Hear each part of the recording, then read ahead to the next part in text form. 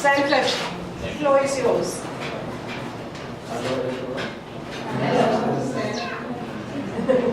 How are you today? I'm doing I'm also fine. As Madam Teresa said, my name is Stanford. I grew up in a place called Pakistan. Pakistan. It's a very small town.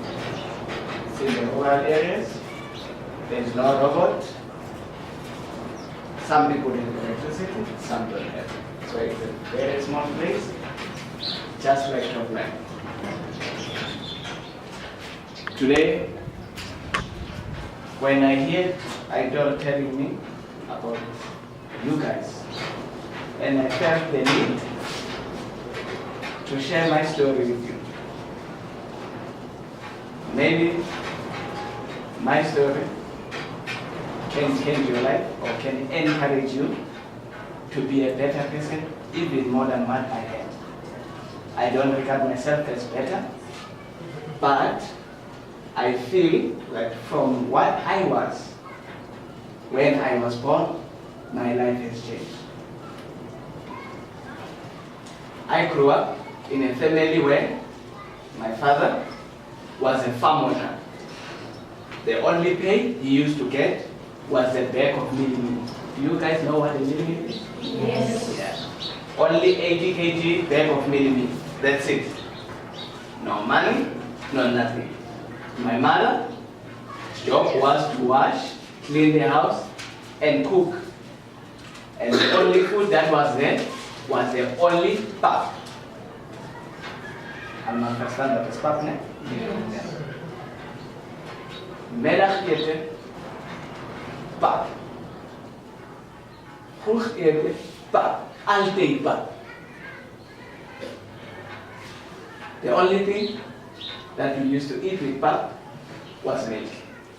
Because we had cows, you know, in the farm, we milk cows. My father had sheep, but the sheep we can only slaughter once in a year in December. So I only eat mutton, which is sheep meat, only once a year in December 25. The whole year without meat. Sometimes, when my father is happy, we pass very well. He was one of the people who always encouraged children to learn, to study.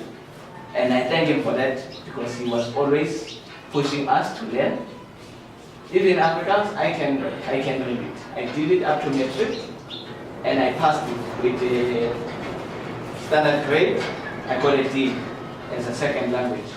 So I can write Afrikaans, I can read it, and understand it. It's just that I'm not that fluent with it. So being raised in that family, there is one big thing that I learned out of it. Even though my parents were not rich, but they had love. They were caring. They cared about other people. They cared about us as their children, and they protected us every day. Up to this day, there is no single case that has came to my house or to my mother and father's house about me fighting with other children, stealing people's things. Whatever is not mine is not mine. If I don't have, I don't have.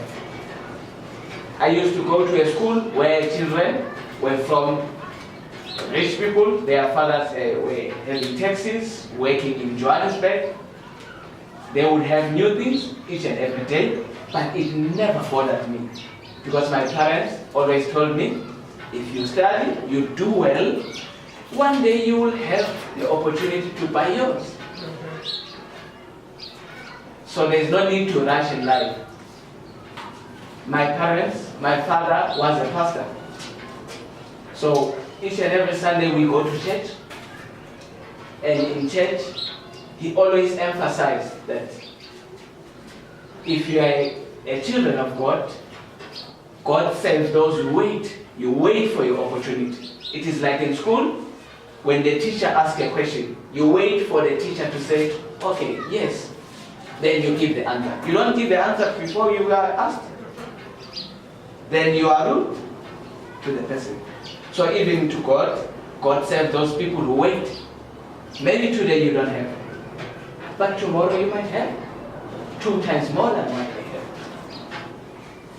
That's what I was taught when I was young. I used to go to church every Sunday because my father was a preacher. I had to go to church. I didn't understand the need. Like a car, the car needs to go for service. So a human being also needs a service. The spirit of a human being needs to be revived each and every time. You need to be reminded of the good things that God has for you, the good things that the society you are living within has. Maybe here in Topline there is somebody you are scared of. It's true. Even in my area there are people I was scared of. When I see them, I run away. But that does not say those people are here to destroy your life. You need to feel that you can do better. If you watch TV, how many of you have seen children on TV? Every day, small babies, some are in your age, some older than you. Every day you see children. They are not born on TV. They are from homes like you. It's not magic, no. It's not magic. They are from homes like you. These children have a mother and a father just like you. They are human beings like you. Sometimes they cry. Sometimes they are happy. Sometimes they are sad. But they are now in that platform where you can also be. They are not born. When they were born, they were given names. Like I was given the name Stanford. They were also given names, but their names were not given. No. What does this tell you? It tells you that in life, you become anything where you put your mindset on. We can go now and open a television. You'll find people talking there. It can be a story. They were not born there. They were there in different homes, some in very poor houses. In my home, the only thing we have is water, the tap water in the area. There is no electricity, even up to today. No electricity. When I go home, I light a candle. But that doesn't change who I am. I'm proud of who I am. And that's why that is the bottom line. The first thing, you need to appreciate who you are, and then you will know who you want to be. But if you are not proud of yourself, then you have no hope. In these days, a lot of people are living for now. You want things now. I want to connect with my friends. You see your friends smoking, you want to smoke now. You see your friends drink now, you want to drink now. No. In life, it's not like that. It's a step. It's a step like a baby. The baby starts by sitting. The baby starts by crawling. Then the baby becomes walking. Then the baby talks. First saying ma, then go further and end up talking. Up to this day, there is no baby that was born talking. Unless in the story where you read in the book. Which means life has got stages. And if you jump one stage, there is consequences. Sometimes they are harsh. Sometimes they become a learning curve. You can escape them. But in real life, life has stages. So you need to allow life to shape you into the stages. It doesn't mean today when you are sad, tomorrow you will also be sad. It doesn't mean today when you are crying, tomorrow you will be also crying. No. Nobody is guaranteed to be happy, and nobody is guaranteed to be in pain also. So we all deserve to be happy. We all deserve to be beautiful. That was how I was taught. That's how my parents told me. I was, as you see, I'm sure some of you will be taller than me. I went to school when I was 8 years. Some of the children, they who were younger than me were already in school. Because my parents felt I was too small and we were walking, not with a taxi, not with a hike, but walking a distance like from top line to Kroger. Who of you know Kroger? Can you walk from here to Kroger? No. Stanford used to walk a distance like from here to Kroger to school. It's raining, whether it's cold in winter, sometimes with shoes or without shoes, sometimes with a jersey or without a jersey, but Stanford had to walk because Stanford's parents told Stanford the only way to be successful is to go through this road. I don't know, in this area you are not fortunate to have seen snow. I've seen snow, the ice that falls from the sky, ice this size. I had to walk on the ice to go to school. And I don't regret it. I'm happy I went through that process. I really appreciate it because it has helped me to understand life, to understand pain, and to understand happiness. And it has shaped me to realize that a human being can be anything when you put your mind into it. I am from a school that had no library. Now you are lucky in the communities. Now they build, municipalities have tried by all means to make libraries. When I was finishing school, that's where I saw there was something called library. I couldn't even go there because I didn't know when you go to the library what you get. Maybe some of you know in a library that you get a book now, you read it, after 3 days you return it, you get another one. I didn't know what was it. I'm from a school where there was no laboratory. When they say the teacher makes, they tell us, today we will talk about the experiment. It was something that we have to imagine, that if you mix this and this, it will be like this, it will be pink or blue. Because all these colors you are wearing, they are from experiment. Somebody had to mix something to come up with this color, to come up with that color, to come. Somebody had to come with something. It is not native. It is somebody said and thought of it and made it. So if somebody thought of a t-shirt, somebody thought of a car, somebody thought of a bag, somebody thought of even this camera, it's a human being that made it. Because that person had put their mind into it and wanted to do it. I don't know if we're still together. You guys understand? I don't know if I'm too fast. You understand? Okay. Right. I'm from such a school where one day, you can come in.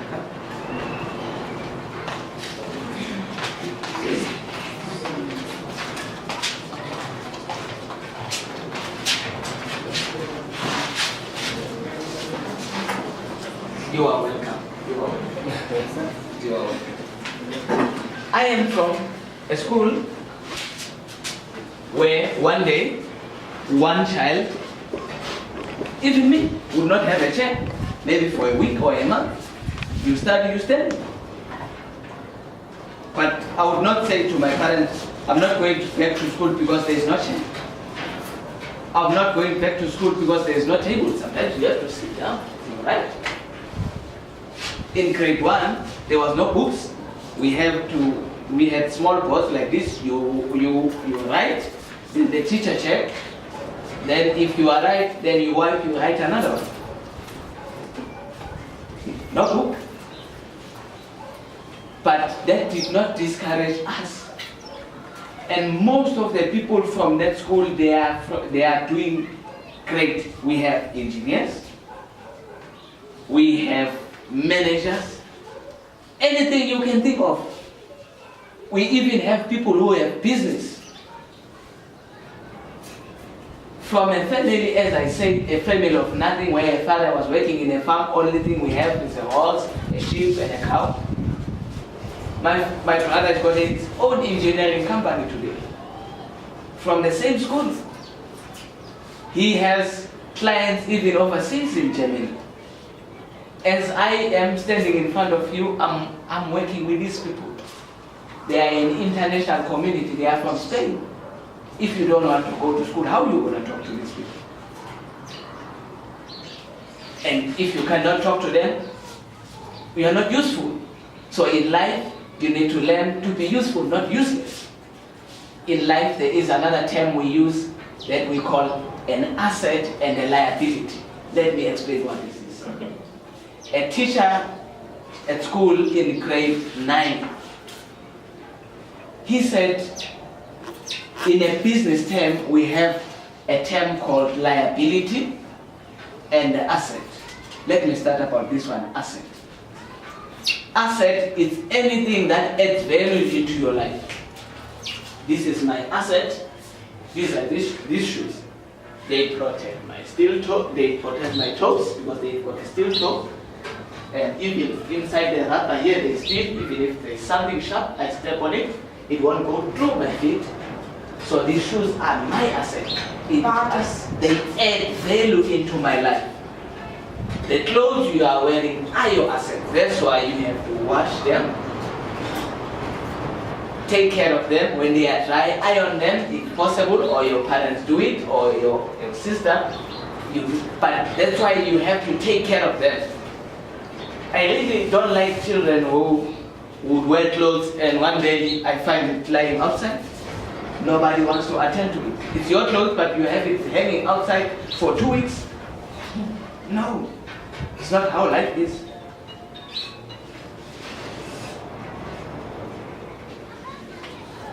At home, you were not allowed to put clothes that belong to your sister or your brother. Why? My father was introducing that home. Because if you get used to use everybody's things, you forget to mind your own. You cannot take care of your own things because you know everything is available. You can take whatever. But if you take care of your own things, then they stay longer. It can be at work. If you are given a tool, this is a tool, a reflective glass, I was given at work. But if I was careless, I was going to wear it one day and throw it away and go at work and they ask me, where is it? Because we have given to you. But because I knew this thing is an asset, as I say, I speak about assets, this thing is useful to me. Even tomorrow I need it. When it's dirty, I wash it. And when it's clean, I go back to work with it. And I don't have any problem with the safety people because I comply. Now we talk about liabilities. What is the liability? It is anything that you do but does not add any value in your life. I know people like it. People like smoking. People like drinking. I don't drink, I don't smoke. I'm not crazy. No, it's a choice I made. It's a choice. I took a decision not to do these things. Not because somebody told me, but because I found them not useful to my life. They don't add any value. Why should I? Because to buy cigarette, I have to take my own money and buy it. If I want to get drunk, I have to take out money and get drunk. Whereas there is a lot of things that I can invest on. Believe me when I say, when I started working in 2008, started working in a construction company called Sayati, I told my parents that I want to build my own room. As we speak now, my room was finished in 2010. I have 2 rooms at home belonging to me. Everything in that room belongs to me. The bed, the blankets, the window, the roof, everything belongs to me. The plaster, cement, everything belongs to me. And I'm proud of it. It's my room. When I grew up, I used to sleep in the kitchen. And I'm sure some of you still sleep in the floor. I used to sleep in the floor, not on the mattress, not on the sponge, on the floor, with just a blanket to cover me. But that did not bother me. And that did not say I will end there. Because today I have a bed. Today I bought a bed for myself. So you can also buy a bed for yourself. You also can buy a car for yourself. Today, unfortunately, I have I got a lift for my daughter. But one day when I come, I'll bring my car. Not my uncle's car, my car. I worked for it and I bought it. Because things happen in life. The first car I had was stolen. It's true. I need to share this story with you. One day I parked it outside. Some people who believe in shortcuts in life, they took it. It was like in a movie where you see in the American movies where you stay and go in the house and when it comes out there's no car, something like that. It was like in a movie. I started searching myself and I found the key, but the car was not there. But that did not stop me from believing on what I believe in, because I believe that as much as I worked hard to buy that car, I will still work hard to buy another, even more cars. I will still work hard to build a home, not a room. Now I'm talking about 2 rooms in my mother's house. One day I want to build my own house. I want to have my own children, and they must grow under my roof. So it is something that you need to put your mindset on. It is something that you need to put within yourself, that there is no saint that will come from heaven to change your life. Of course, we need to believe God is the Savior. It's true. Because God is life. But as much as God is life, God doesn't like lazy people. No matter you can read what Bible or what book, there is no way that says God went to wash his clothes. God went to buy that man's car.